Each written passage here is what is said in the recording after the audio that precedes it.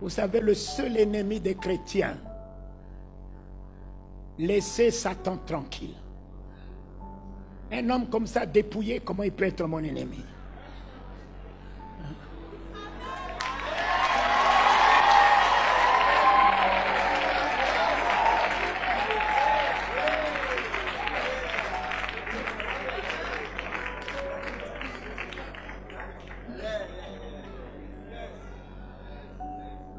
Et puis vous le chassez, vous le combattez, attaquez. Attaquez quoi? Je voyais, quand il parlait, Satan était déjà tombé, puis il s'est dit, je voyais. C'est du passé ça là. Merci ma chérie. Je voyais Satan tomber du ciel comme un éclair. Mais remettez-le à sa place. Pourquoi l'église l'a élevé pour dire on a des désirs, on a des... Non. Remettez-le.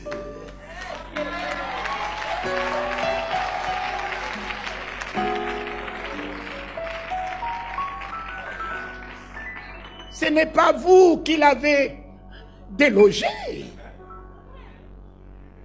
Le maître l'a fait tomber et le maître vous a élevé.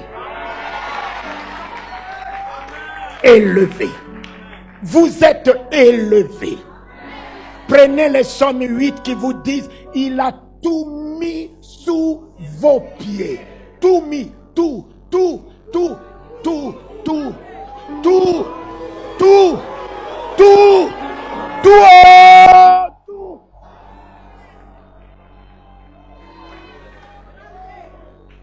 Ce n'est pas ta prière de combat. Il a tout mis. Il a tout mis sous. Mais marche dessus. Tranquillement. Voici, je vous ai donné le pouvoir. Au lieu de regarder ton voici qui est le pouvoir que Dieu t'a donné, tu vas regarder les petits serpents. Mais relève ta vision. Relève ta mentalité. Relève ton comportement. Relève ton langage. Relève ton message.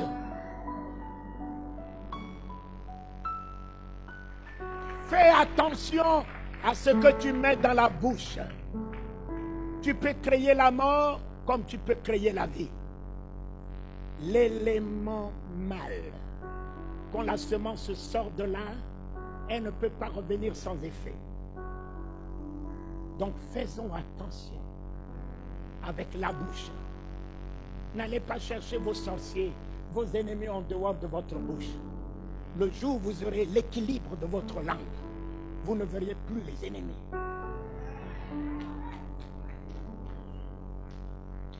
Il n'a pas vu le vent, il n'a pas vu la tempête. Les apôtres ont vu le vent, la tempête, ils ont dit nous périssons. Mais tu périras puisque tu confesses le péril.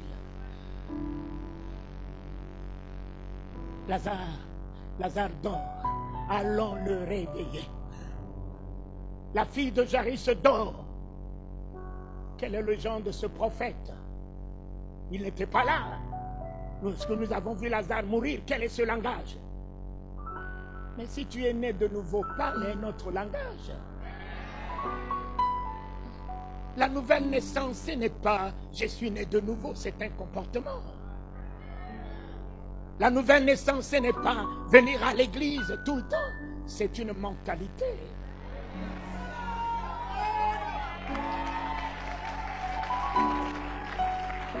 La nouvelle naissance, c'est un langage, c'est une vision.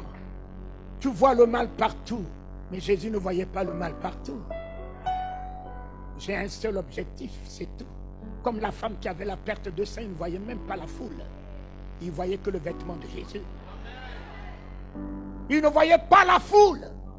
Un apôtre n'a pas saisi la vision de cette femme. Un apôtre. Combien sont des apôtres au milieu de nous qui nous prêchent n'importe quoi, qui nous fait voir n'importe quoi? Pierre lui dit, tu vois la foule te presser. Et tu dis, qui m'a touché? Mais cette femme ne voyait pas la foule. Son objectif était touché.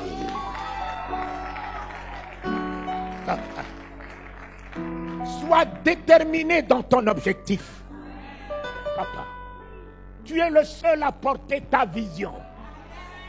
Ne sois pas perturbé par la vision des autres, la prière des autres, la prophétie des autres. Tu es le seul à porter cette vision. Même si ça ne marche pas aujourd'hui, demain ça marchera.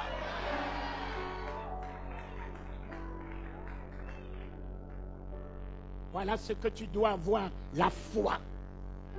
Ensuite, la conviction. Et la troisième, la détermination.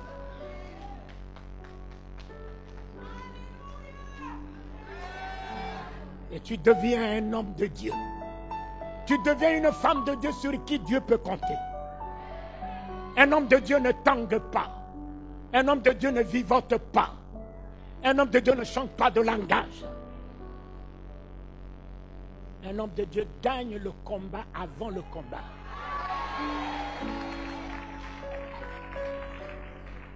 David a gagné Goliath avant même que le caillou puisse partir. Goliath, écoute-moi bien, tu t'avances vers moi avec les javelots, la lance et tout ce que tu veux, sorcellerie, maçonnerie, rosocroix, tout. Mais moi, je vais vers toi, au nom de l'Éternel. Rassure-toi, Goliath, quelle que soit ta grandeur, je couperai ta tête et je la donnerai aux oiseaux des cieux et tu sauras que l'Éternel est mon Dieu.